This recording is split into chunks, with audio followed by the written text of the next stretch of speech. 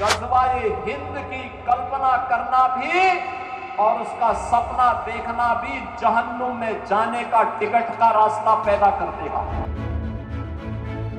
कि बिना तैयारी के SIR हो रहा है। भारत में घुसपैठ अब सिर्फ सुरक्षा मुद्दा नहीं रहा, बल्कि राजनीतिक, जनसांख्यिकी और चुनावी रणनीतियों का केंद्र बन चुका है। इसी बहस के बीच उत्तर प्रदेश के मुख्यमंत्री योगी आदित्यनाथ के नए फैसले ने राष्ट्रीय राजनीति में हलचल मचा दी है। सीएम योगी ने अवैध घुसपैठ पर सख्त रुख अपनाते हुए एक डिटेंशन सेंटर मॉडल लागू करने का आदेश दे दिया है, जिसने पूरे विवाद का फोकस SIR प्रक्रिया से हटाकर राष्ट्रीय सुरक्षा पर ला दिया है।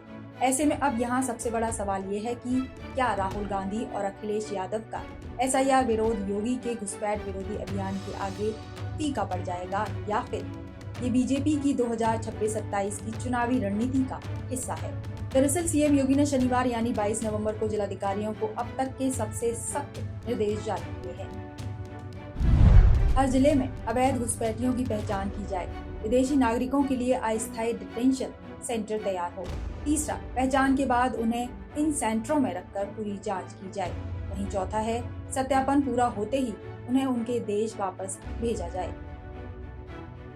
यानी पहली बार यूपी में घुसपैठ के खिलाफ जिलावार और लगातार चलने वाला अभियान शुरू किया जा रहा है।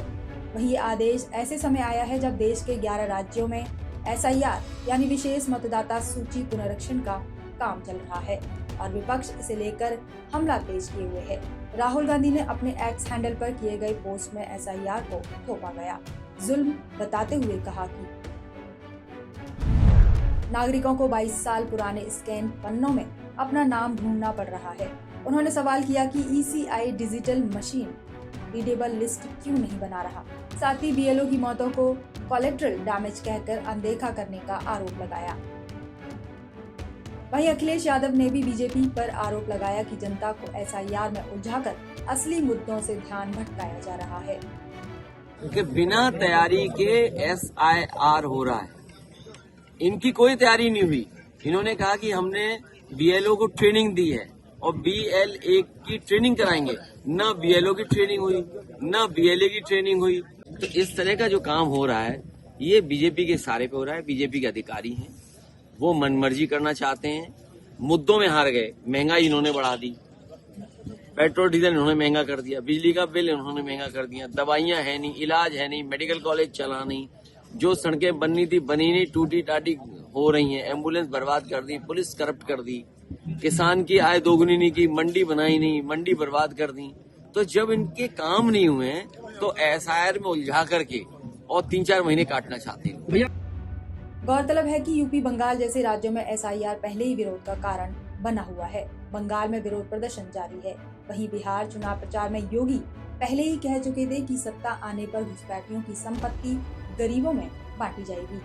इसके अलावा बीते वर्षों में घुसपैठ का मुद्दा सिर्फ सीमा सुरक्षा नहीं, बल्कि चुनावी राजनीति का बड़ा टूल बन चुका है। 2025 में महाराष्ट्र, हरियाणा, दिल्ली और बिहार चुनावों में बीजेपी ने इसे आक्रामक तरीके से उठाया। विश्लेषकों के मुताबिक इससे वोटरों की सोच पर सीधा असर पड़ा है।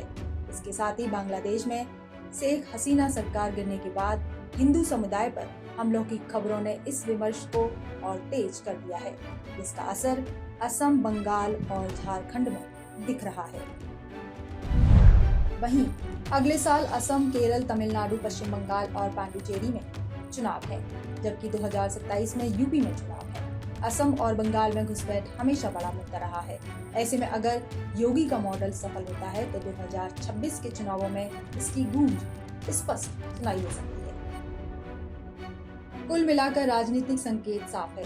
आगामी दौर की राजनीति घुसपैठ और राष्ट्रीय सुरक्षा के मुद्दे पर तय होने जा रही है। ऐसे में अब देखने वाली बात ये होगी कि विपक्ष का SIR विरोध जनता की भावना पकड़ पाएगा या फिर योगी का डिटेंशन सेंटर मॉडल बीजेपी के लिए नया चुनावी हथियार साबित होगा। Bureau report, Punjab Kesari. हमसे जुड़े रहने के लिए हमारे YouTube चैनल को सब्सक्राइब करें और नई वीडियो की नोटिफिकेशन के लिए बेल आइकॉन को दबाएं।